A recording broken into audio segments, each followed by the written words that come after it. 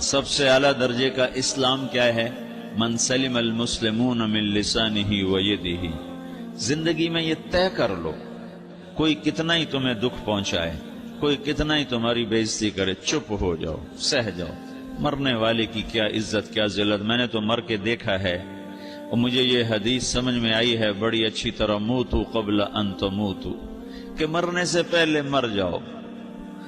اس وقت اگر میں مر جاتا تو مجھے کوئی گالیاں دیتا تو مجھے کیا نقصان تھا، اور مجھے کوئی نعرے لگاتا میرے لیے تو میرا کیا نفع تھا. تو مرنے سے پہلے مر جاؤ. کوئی تمہیں برا بھلا کہے تو تمہارا کیا نقصان تھا، تمہیں کوئی واہ واہ نعرے لگائے تمہیں کیا نفع ہے. اگر اللہ راضی ہے تو مردہ باد اور زندہ باد سے بے نیاز ہو. ابو ذر رضی اللہ تعالیٰ عنہ کو ایک آدمی نے گالیاں دی تو انہوں نے فرمایا بیٹا ایک گھاٹی آگے آ رہی ہے، اس میں گر گیا تو جو کچھ کہہ رہے ہو اس سے بھی زیادہ کا حقدار ہوں، اور اگر پار ہو گیا تو تیری گالیوں سے مجھے کوئی فرق نہیں پڑتا ہے. من سلم المسلمون من لسانہ و یدہ موتوا قبل ان تموتوا. چونکہ آج کل اخلاق ہیں انتقامی، معاف کرنے والے اخلاق ہیں نہیں، انتقامی اخلاق ہیں. ہمارا معاشرہ انتقامی ہے.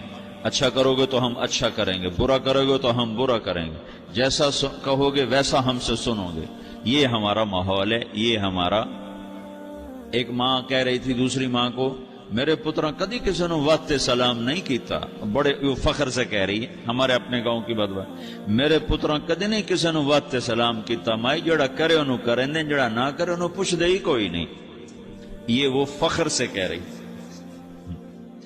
جو سب سے بڑا عیب ہے وہ سب سے بڑا فخر بنا ہوا. میرے پترا کدی نہیں کسی نے واسطے سلام کیتا. جب ماں باپ نے یہ سبق دیا تو اولاد کا کیا قصور ہے. تو ہمارا معاشرہ انتقامی ہے، ایک کی 10 سنانے کا ماحول ہے. تو آپ 100 کی ایک بھی نہ سناؤ. احنف بن قیس رضی اللہ تعالیٰ عنہ پہ ایک آدمی نے چڑھائی کر کہنے لگا ایک سناؤ گے نا تو 10 سنو گے میری طرف سے. تو احنف بن قیس کہنے لگے بھائی تو مجھے 100 بھی سنائے گا نا تو میری طرف سے ایک بھی تو نہیں سنے گا.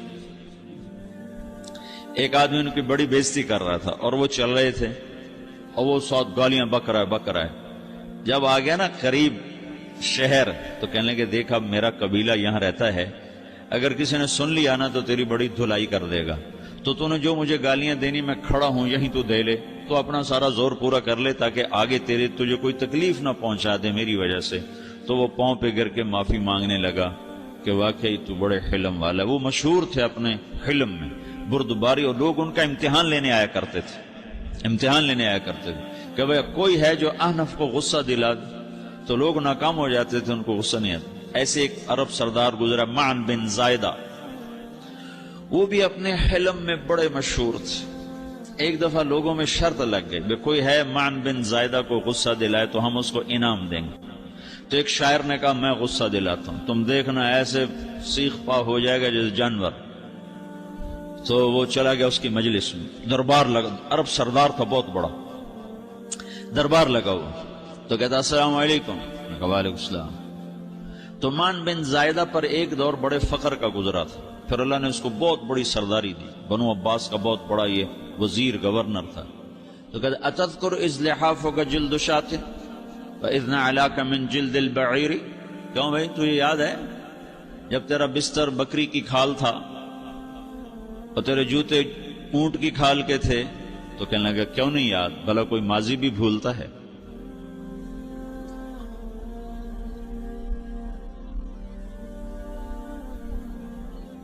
تو وہ کہنے لگا پہلا وار تو خطا گا کہ فسبحان الذی اعطاک ملکا وعلمک الجلوس علی السریر.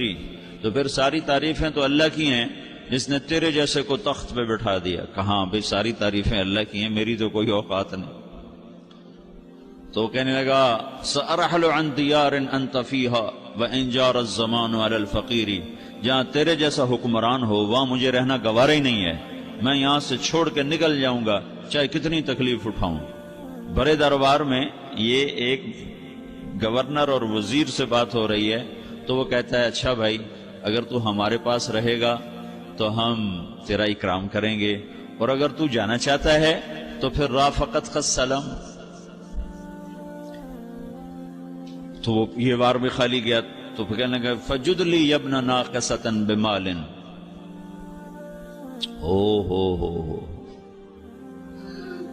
او گندی ماں کے بیٹے مجھے کچھ عطا بھی کر، میں بغیر پیسے کے سفر کیسے کروں گا؟ عرب کو کسی کو بھی ماں کی گالی دے دینا اور پھر عرب سردار ہو۔ فجد لی یبن ناقصۃ بمال، بری ماں کے بیٹے مجھے کچھ پیسے بھی دے، میں نے جانا ہے۔ میں کہا بھئی اس کو 3000 دے دیا جائے۔ اللہ اکبر۔ تو کہنے لگا قلیل ما اعطیتنی وانی لاتمو منک فی الکثیر، یہ تو بہت تھوڑا تو نے دیا ہے، مجھے اور دے۔ کہا اچھا بھئی 3000 اور دے دو۔ تو وہ شاعر کی بھی آنکھیں پھٹ گئیں، کہنے لگا اب ٹھہر جا ٹھہر جا، اب میں تیری اصل تجھے بتاتا ہوں۔ سألت اللہ ان یبقیک ذخرا فما لک فی البریۃ من نذیر، میں اللہ سے دعا کرتا ہوں اللہ تیرے جیسوں کو سلامت رکھے، تیرے جیسا دنیا میں کسی ماں نے جنا ہی کوئی نہیں۔ فمنک الجود والافضال حقا وفضل یدیک کالبحر الغزیر، تو ہی سخی ہے، تو ہی کریم ہے، اور سمندر بھی تیری سخاوت کے آگے کچھ نہیں ہے۔ تو نے کہا اچھا بھائی تو نے ہماری برائی کی، ہم نے تمہیں 6000 دیے، اب تو نے ہماری تعریف کیا، بھائی 10,000 اور دے دو اس کو۔ ہاں باتیں ہی رہ گئیں، باتیں ہی رہ گئیں۔ کہاں سے لائیں ایسے لوگ؟ ہمارا معاشرہ انتقامی ہے، بدلہ لینے کا ہے، بدلہ لینے کا۔ اس نے میرے ساتھ کیا، میں نے بھی کرنا ہے۔ تو اعلیٰ درجے کا اسلام یہ سکھا رہا نہیں چپ ہو جاؤ، سلامت بن جاؤ، سلامتی بن جاؤ، سلامتی کی علامت بن جاؤ۔ من سلم المسلمون من لسانہ ویدہ۔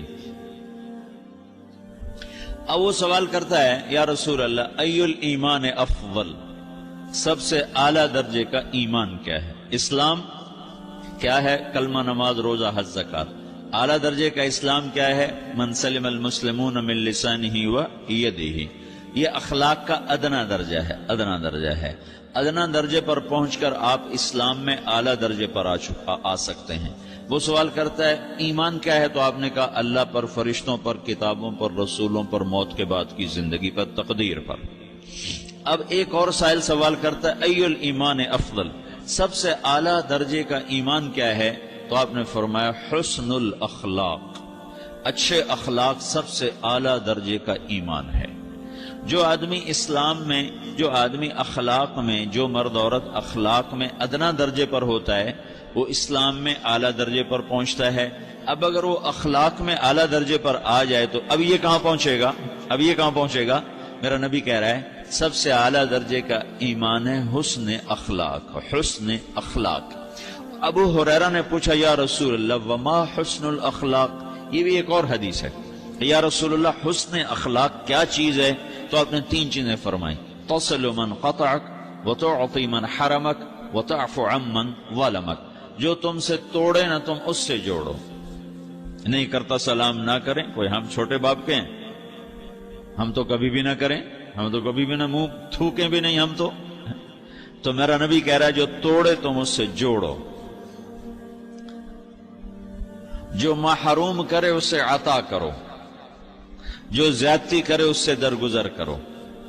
یہ 3 کام جو عورت مرد کر لے گا یہ اخلاق کے اعلیٰ درجے میں ہے۔ جب یہ اخلاق کے اعلیٰ درجے پر پہنچتا ہے تو پھر میرا نبی کیا بشارت دیتا ہے؟ ادنا درجے پر پہنچ کر تو اعلیٰ مسلمان کی بشارت ہے، اور اخلاق میں اعلیٰ درجے پر پہنچ کر میرا نبی کہتا ہے کاد الحلیم ان یکون نبیا، اعلیٰ اخلاق